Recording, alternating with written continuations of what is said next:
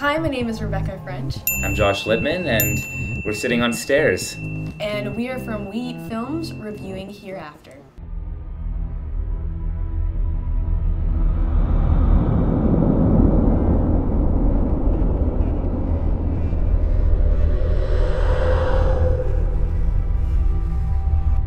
Give me your hands. Hereafter is a film by Clint Eastwood. Clint Eastwood's directed a bunch of films now, including Mystic River and Gran Torino, $1 Million Baby. And so we were expecting a lot from this film, weren't we? Yeah, no, a lot.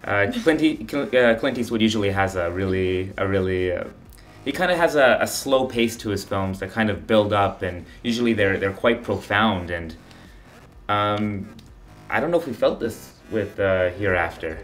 No, I thought it was extremely slow, in my personal opinion.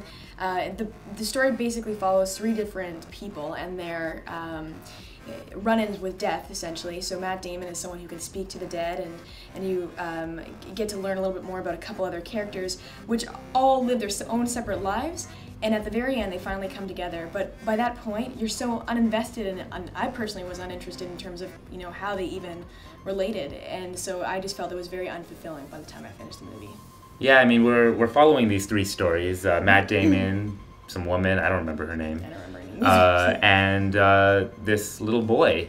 Actually, well, yeah, this little boy in Britain, and they're three separate stories, and of course we are expecting them to come together at the end, as you were saying. I personally thought two of the stories I was able to eventually get invested in, and that was of the boy and Matt Damon. I could not get invested with the woman at all. In fact, every time she came on screen, I just I didn't want to watch her anymore. The one thing that I found that with the trailer, for those of you who have seen the trailer, it seems like it's actually more action-packed than it actually appeared. They have a lot of clips of a tsunami and an explosion in the subway. The one thing I did like about this movie is that they did base these events on some things that actually did happen. So the tsunami bombings in London. But I did find that it was far and few. There was only a couple times where we're really on our edge of our seats wondering what could happen.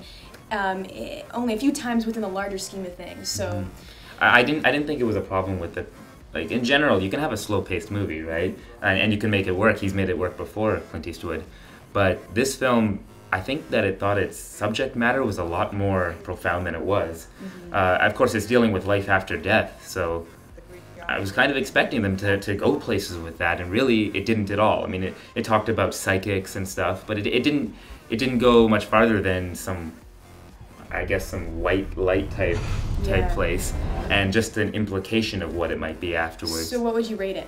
I would rate this film, I'd give this film a 7 out of 10. I thought it was decent. I wouldn't go beyond that.